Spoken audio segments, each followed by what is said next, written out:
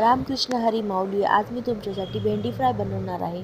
त्यासाठी मी बाजारातून मोठेवाले भेंडी घेऊन आलेली होती. त्याला मी उभे कट करून घेतले. शेंगदाणे, लसूण, आलं, कोथिंबीर मिक्सरमधून वाटून घेतलेलं आहे. हे वाटणं घेतलेलं आहे.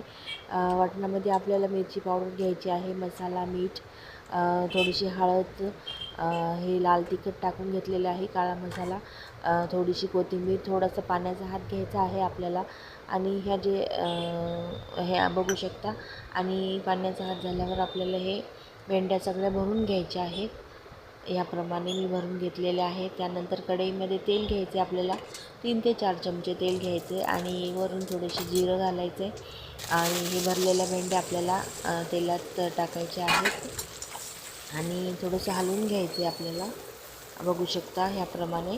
आणि झाकण पूर्ण नाही लावायचे, त्यामुळे भेंडी चिकट होते.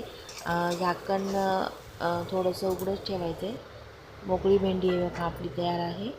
हे रेडी आहे आपली भेंडीची भाजी, भेंडी फ्राय म्हणू शकतो. Bye bye.